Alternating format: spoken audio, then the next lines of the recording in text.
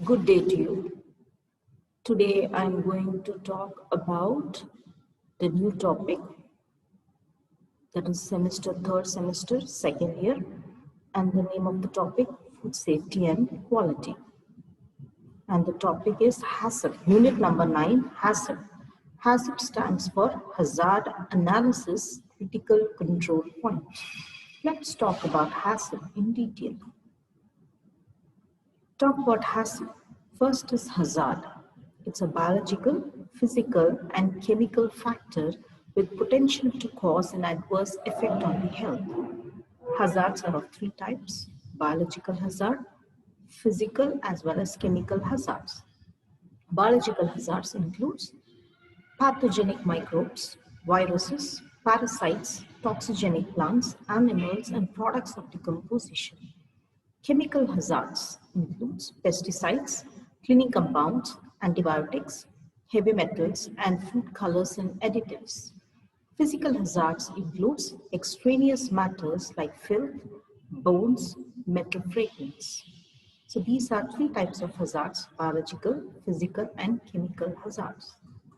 Next, analyze which type of hazard is present in the food, whether it's a biological, physical, or chemical.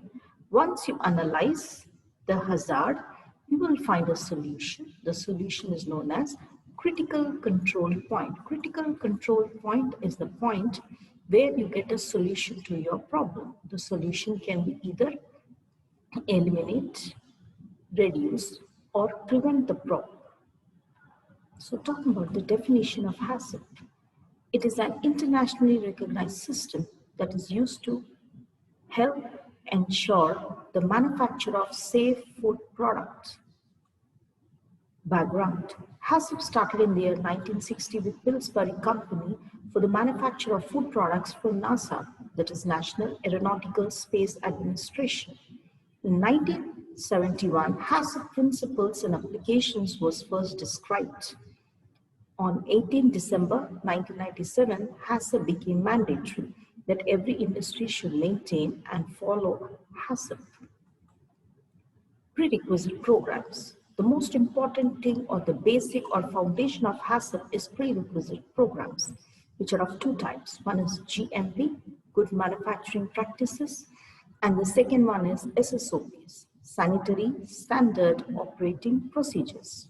GMP, Good Manufacturing Practices, includes personal hygiene, where it's an individual responsibility of every person to maintain the 14 standards of personal hygiene: proper grooming, hair, clean uniform, washing the hands not well, reporting to your chefs, wearing the safety of Oxford shoes, avoiding perfumes or facial creams.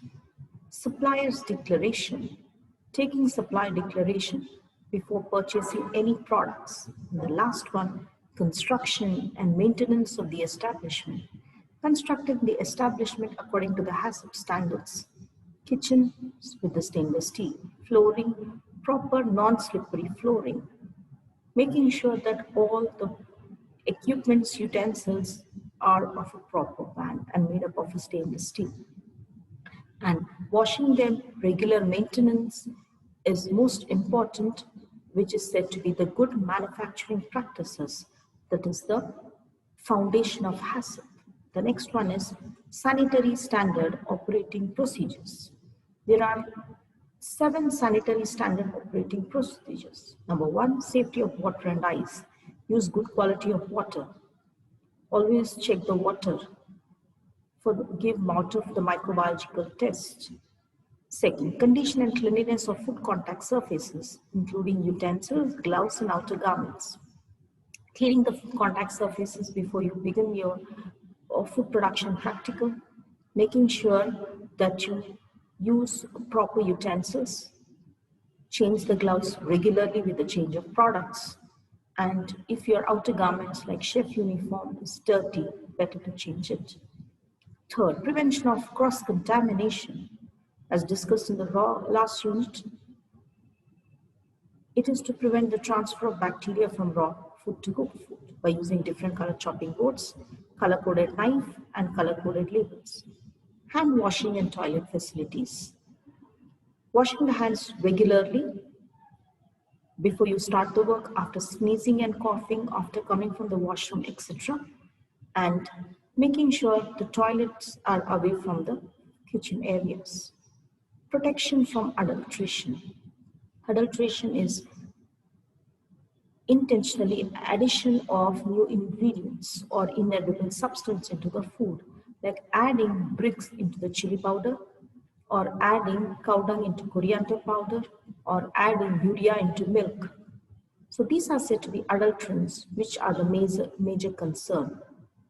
Toxic compounds. Toxic compounds, all the chemicals have to be labeled and kept separately away from the kitchen. Control of employees' health condition. Always make sure that employees should undergo health checkup before they start working. Health checkup has to be done for every 6 months. In case the employee is not well, try to go for a detailed health checkup. Last, exclusion of pest. Doing a regular pest control is mostly important. Prerequisite programs like GMP, as you can see, proper personal hygiene, proper facility design, and choosing a good supplier and develop supplier specifications. Questionnaire. How HACCP should be implemented in the establishment? What is the role of CCPs, that is critical control points? If you maintain HACCP, what are the benefits? Let's go into details of this. So how HACCP should be implemented? By following the prerequisite programs like GMP and SSOPs, 3 GMPs and 7 SSOPs. Role of CCPs: to kill hazards, prevent it and reduce it to safe levels. If CCPs are not met, then hazards such as biological, physical and chemical hazards survive, which are the major concern. Benefits. Following HACCP is important as it increases buyer customer confidence, higher customer satisfaction, and controls foodborne diseases. Brainstorming. Then, what is the role of HACCP principles? Role of HACCP principles: identifies the hazards within the flow of food. Implement control based on the hazards identified. You can understand from the flow chart, starting from the receiving till the reheat and service, biological, physical, chemical hazards will enter at any step. So care has to be taken which hazard enters into which step, so that we can go into principle number 2. So hazard analysis, which is the first principle, identify which type of hazard is of major concern. After you identify, then principle number 2 is to understand what is the critical control point, whether these hazards can be prevented or reduced or can be controlled. Principle 3. If you're controlling, what is the critical limit? Limit for time, temperature, limit for the ingredients, limit for everything, so that these hazards can be prevented, eliminated or reduced according to the acceptable limit. Principle 4. Monitoring, so that this CCPs can be in the limit. But how the CCP will be monitored? When and how often to monitor? Who will monitor? And what are the equipments and tools needed to monitor? Principle 5. If it is beyond the limit, then taking a corrective action is necessary. But what is the corrective action that you're going to take? Required on the type of hazard, required on the critical control point, required on the critical limit. Based on that, a corrective action should be taken. Principle 6. Verify the system works. So verify that it is according to the critical limit. CCPs and critical limits are appropriate. Monitoring alerts you to hazards. Corrective actions are adequate and employees are following the procedures. Principle 7. Record it. Documentation is required for the people to understand what are the ways where these limits can be monitored and how they can be monitored. So proper record allows you to document that you are continuously preparing and serving safe food. Flowchart. Starting from receiving till reheating, you have 3 critical control points: cooking, cooling, and reheating. Let's talk about the case study. If you have been asked to prepare a chicken stew by the following principles of HACCP, and in this case study, you have to detect biological hazard, how will you do it? There are 7 principles as discussed earlier. We have taken an example of salmonella, which is the hazard analysis, biological hazard. Critical control point is cooking to eliminate salmonella.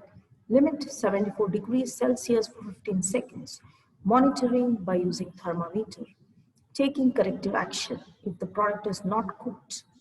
Thoroughly recook it. Verify salmonella is killed and corrective action is adequate. Record it in the documentation.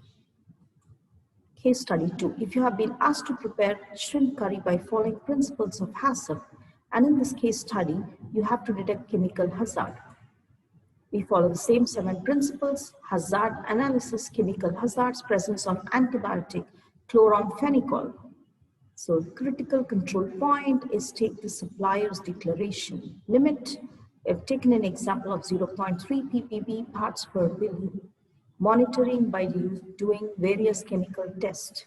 If it is beyond 0.3 ppb, reject it. Verify that critical limit is appropriate and corrective action is adequate, and record it in the documentation. Case study 3. If the caramel custard was served to you and you found some pieces of ornaments in it, what is the preventive measure you take to avoid it? Hazard analysis, presence of ornaments, critical control point, maintain personal hygiene. Limit, there is a limit where married men can wear a plain band or finger ring. Women should wear only ear studs. No bangles, no jewelry, no chains are allowed. Monitoring the supervisor or the chef. Take the corrective action, verify, and record it in the documentation. The last topic is HACCP plan. We'll talk about 6 steps.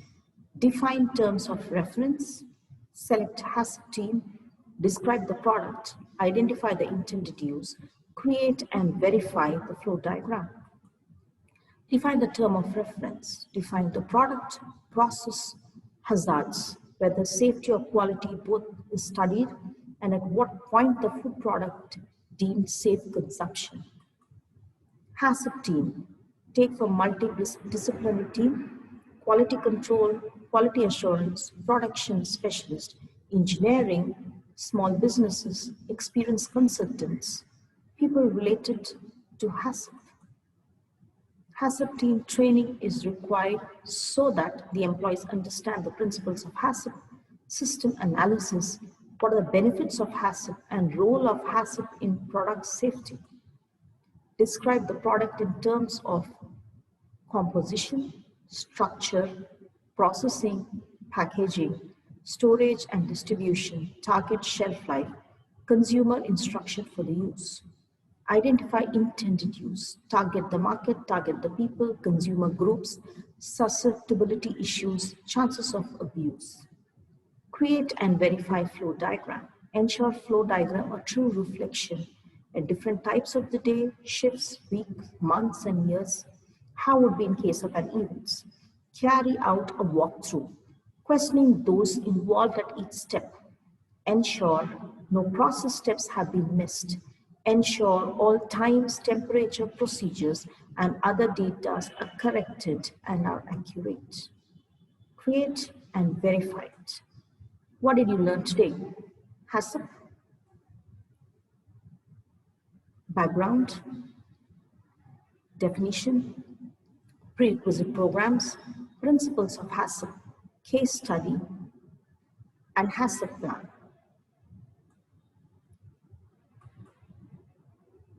With this, we end the session. Hope you have enjoyed it. Thank you and have a great day.